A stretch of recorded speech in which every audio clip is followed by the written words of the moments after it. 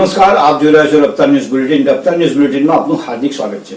જોઈએ આજના સમાચાર. બોટાદના હળદર ગામ ખેડૂતો પર થયેલા પોલીસ દ્વારા અત્યાચાર કરવામાં આવેલા હુમલાના વિરોધમાં ચિખલા તાલુકાના કરતર ગામે ધારાસભ્ય ચૈતર શાહ તથા આમ આદમી પાર્ટીના આગેવાનોએ હાથે કાળી પટ્ટી બાંધી કાળો દિવસ મનાવી તાનાશાહીનો વિરોધ કરવામાં આવ્યો. તો આવો જોઈએ આ એક રિપોર્ટ.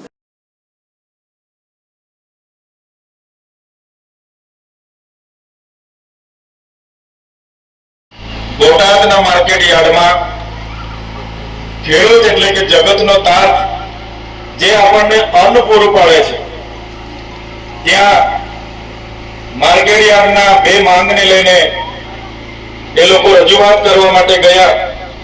એક બાજુ સરકારે જાહેરાત કરી કે સરકાર ટેકાના ભાવ 1622 રૂપિયા કપાસ એક મણના કપાસના આપશે અને 1200-1250 રૂપિયા વેપારીઓ આપીને જ્યારે લૂંટ કરતા હોય એ જ પ્રકારે મગફળી, મકાઈ જેવી બાબતોની રજૂઆત કરવા માટે જ્યારે ખેડૂતો માર્કેટ યાર્ડમાં ભેગા થયા અને ચેરમેનને ખાલી બે માંગણી કરી, ત્યારે આ બે માંગણી નું નિવારણ લાવવાની જગ્યાએ, એનું સમાધાન કરવાની જગ્યાએ ખેડૂત આગેવાન રાજુ કરપડાને પણ ધરપકડ કરી લેવામાં આવી.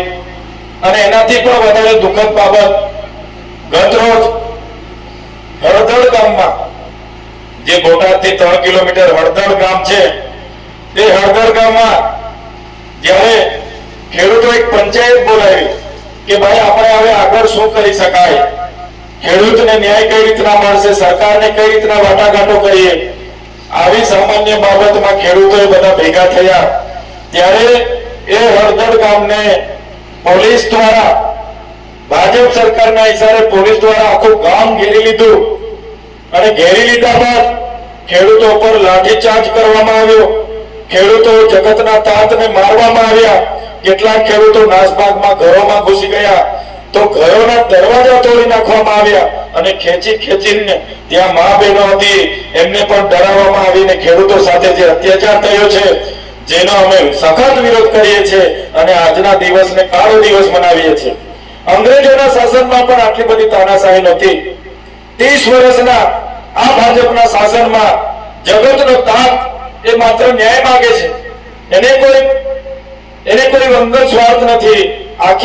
આખું વર્ષ ખેતીમાં મહેનત કરે છે, પરસેવો પાડે છે, મોંઘવારીને દિવસે ને દિવસે મોંઘવારી વધે છે, એના પાકનો ભાવ નથી મળતો. એ ન્યાય પણ આ ભાજપ સરકાર આપી નથી શકતી. 30 વર્ષની સરકાર, એના મંત્રીમંડળ, એમની સરકાર નિષ્ફળ ગઈ છે.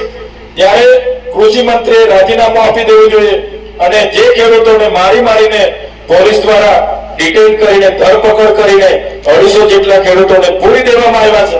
એમને આજે પાણી પણ નથી આપવામાં આવતું, જમવાનું પણ નથી આપવામાં આવતું.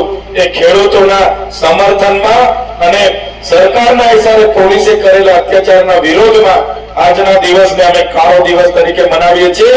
અને સાથે સાથે આવનારા દિવસોમાં આ પ્રકારના ખેડૂતો સાથે અન્યાય થશે તો આખા ગુજરાતના જેટલી પણ એપીએમસી માર્કેટ યાર્ડો છે એમાં ખેડૂતોને સાથે રાખીને ખૂબ મોટા આંદોલનો પણ થશે. અને બોટાદના ખેડૂતો સાથે સમગ્ર ગુજરાતના ખેડૂતો છે, હળદરના જે પણ બનાવ બન્યો છે એ બનાવની વિરોધમાં એ લોકોને ન્યાય અપાવવા માટે આવનારા દિવસોમાં માનવ અધિકાર પંચમાં પણ અમે જઈશું. આમ આદમી પાર્ટી અરવિંદ કેજરીવાલજી ની આગેવાનીમાં સમગ્ર ગુજરાતના ખેડૂતો સાથે અમે છે અને જે પણ પોલીસ અધિકારીઓ અમાનવી વ્યવહાર કર્યો છે એના પર કડકમાં કડક આવનારા દિવસોમાં કાયદેસરની કાર્યવાહી થાય, અમારા ખેડૂતને ન્યાય મળે એ પ્રકારના આવનારા દિવસોમાં કાર્યક્રમ આપીશું. જય જવાન, જય જવાન, જય જવાન, જય જવાન, ધન્યવાદ.